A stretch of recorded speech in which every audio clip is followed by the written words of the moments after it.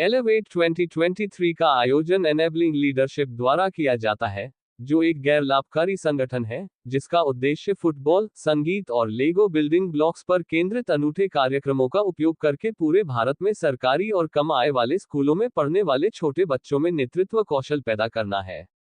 Elevate बच्चों की क्षमताओं के प्रदर्शन से कहीं अधिक है, ये नेतृत्व का उत्सव है, जहां विविध पृष्ठभूमि के बच्चे प्रदर्शन करने, प्रतिस्पर्धा करने और एक सुरक्षित और सहायक वातावरण में एक दूसरे के साथ जुड़ने के लिए एक साथ आते हैं। एनेबलिंग लीडरशिप के संस्थापक और सीईओ रवि सोनद ने कहा, हम सब इस वक्त स्वर्गीय बाला साहब ठाकरे क्रीड़ांगन बोरीवली के 15 एकड़ के मैदान में है। Enabling leadership CEO and founder of Ravi Sonad ji हम सबके बीच में है। एनेबलिंग लीडरशिप के चेयरमैन रामकेश जी भी है। 8000 बच्चे इस संस्था में काम करते हैं और 2 दिन का यहाँ पर ये फुटबॉल का इवेंट चलेगा, जिसमें 700 से भी ज़्यादा बच्चों ने भाग लिया है। और ये 5 राज्यों में से बच्चे आते हैं।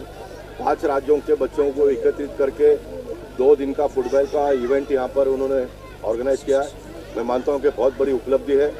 देश के प्रधानमंत्री सम्माननीय श्री नरेंद्र मोदी जी खेलो इंडिया की जब बात करते हैं तो किस तरह से देश भर के बच्चे इसमें जुड़े हैं, ये उसका साक्षात दर्शन हम आज यहाँ पर कर पा रहे हैं। मैं बहुत ही प्रसन्नता महसूस करता हूँ। एक सांसद के नाते मैंने जो ग्राउंड यहाँ पर बनाए उत्तर मुंबई में, उस ग्राउंड का उपयोग इस तरह से हो रहा है और इस ग्राउंड की चर्चा आने वाले दिनों में सिर्फ मुंबई महाराष्ट्र में नहीं तो देश के 5 राज्यों में भी होगा। और इस प्रकार के कार्यक्रम के माध्यम से मैं मानता हूं कि बच्चों का मनोबल बढ़ता है। और ये सारे जो बच्चे इन्होंने लाए हैं वो मध्यम वर्गीय और स्लम एरिया में से बच्चों को पकड़कर इन्होंने लाया है। ये बहुत बड़ी बात है, ऐसा मैं मानता हूँ। इस उम्र में बच्चों को प्रोत्साहित करना, उनके दिलो दिमाग में एक आत्मविश्वास डालना, ये बहुत बड़ी उपलब्धि है। आज के छोटे बच्चे कल के हमारे देश के नेता होंगे, इस प्रकार की भावना व्यक्त करता हूं। और फिर एक बार मैं एनेबलिंग इंडिया के सारे लीडर्स को बहुत बहुत धन्यवाद देता हूं। रवि सर, आप क्या कहेंगे सर, कैसी कल्पना है इस कार्यक्रम के बारे में? तो पहले तो मैं गोपाल शेट्टी जी का थैंक यू बोलता हूं, क्योंकि उन्होंने इतना टाइम लिया हमारे लिए यहाँ पे आके और हमारा उद्घाटन किया और बच्चों को ये स्पोर्ट्स के बारे में बोला। मगर एक चीज़ जो बहुत महत्व है कि जो हम एनेबलिंग लीडरशिप का हमारा जो प्रयत्न है कि फुटबॉल खेलेंगे और जैसे गोपाल शेट्टी जी ने बताया कि खेलने से हेल्थ बढ़ता है और कॉन्फिडेंस भी बढ़ता है, बट ये जो जीवन कौशल हैं जो हम सिखा रहे हैं उनको, अगर वो इन द फ्यूचर जाके जॉब के लिए ढूंढेंगे और अपने पैरों पे खड़े होंगे, अपने परिवारों को उनकी देखभाल करेंगे, ये बहुत ही महत्वपूर्ण है।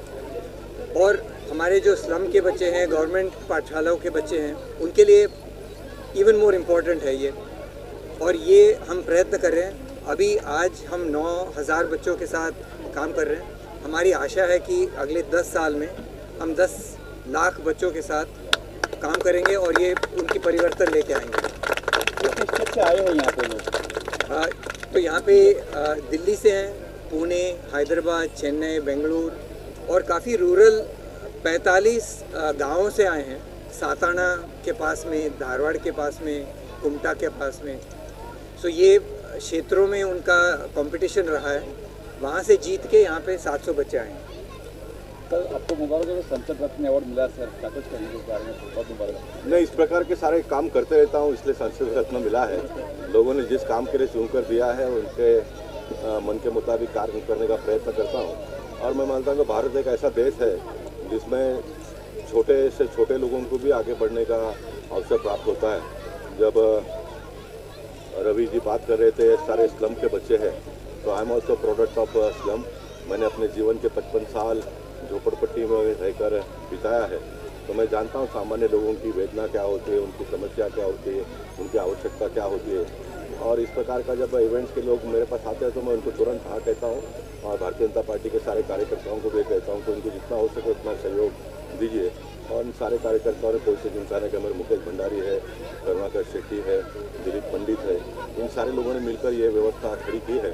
तो मानता हूँ कि ये जहाँ कहीं भी जाएंगे तो ये सारी बातें करेंगे। इसमें एक अपनापन का भावना बढ़ जाता है, पैदा होता है। और यही हमारी देश की खूबसूरती है कि हम जिनको जानते भी नहीं है, पहचानते भी नहीं है, उनके साथ में एक रिश्ता नाता बनाते हैं, और यही एक ताकत है देश की।